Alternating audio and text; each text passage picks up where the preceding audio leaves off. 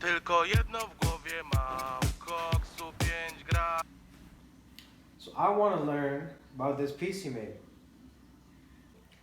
Yes, that is a flip book of the biliary tract being affected by gallstones.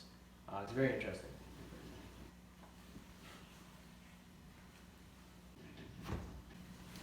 Okay, one at a time.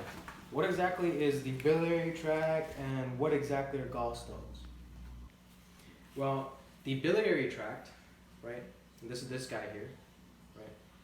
He sits to the side of the alimentary canal, right? And the alimentary canal is your GI tract, right? It's from your mouth to your anus, and this sits to the side of it. It helps the accessory organs of the digestive system. And that includes very famous organs like the liver and the pancreas, and especially the liver is involved, right? Because liver is sending bile salts straight down into the duodenum when it needs to be there. And the gallbladder, which is this guy, which is where the gallstones happen, this guy just holds the salts to go down into the duodenum eventually. And what gallstones are essentially just very hardened rocks of bile. Right? This is due to a very high level of cholesterol inside the bile, and this is due to many different reasons. But this can block the ducts, and as you can imagine, that can cause like many problems like inflammation and a lot of pain.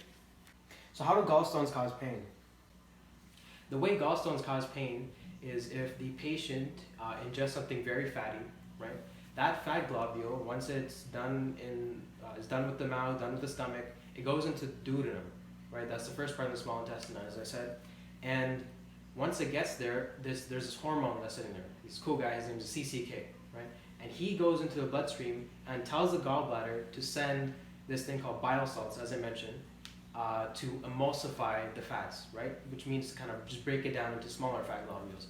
And once that, that's activated, the gallbladder will squeeze, right? But then it's gonna be squeezing out rocks. And as you can imagine, if you do that with your hand, if you squeeze rocks, that will hurt a lot. And that's exactly what's happening. And then on top of that, it's gonna get stuck in those ducts there.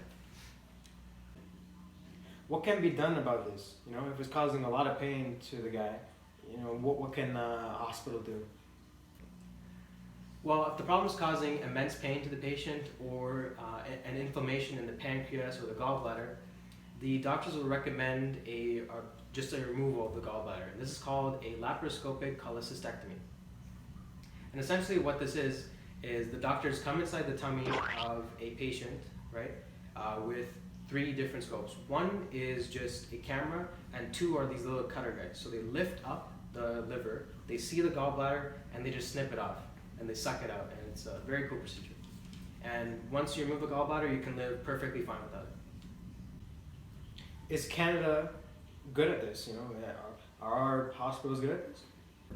Oh yes, of course. Canada is amazing at this, right?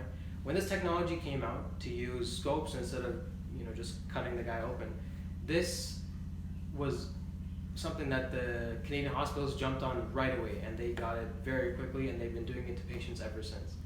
And one doctor by the name of Dr. David R. Urbach, he's one of these doctors who does this kind of stuff all the time.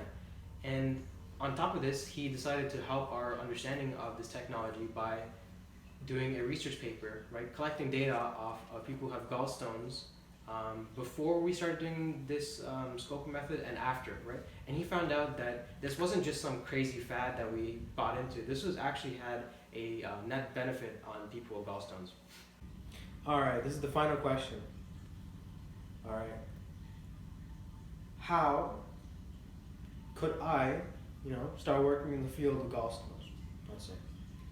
Oh, so you want to, okay, if you want to go into this kind of field, you have to be a gastroenterologist, right? And these guys work with the digestive system day in and day out, right? So if you want to become one, you have to take a 4-year bachelor degree, preferably related to the sciences, but you can go in history and still make it, right? So after your bachelor degree, you take your MCAT, right? And this is like a medical exam, very big one, very tough one. But if you can clear it and you can get good grades, you can get accepted into a medical school. That's another 4 years.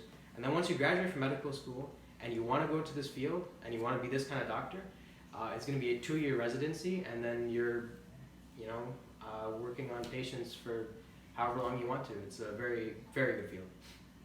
Hey, well, alright. Nice talking to you, man.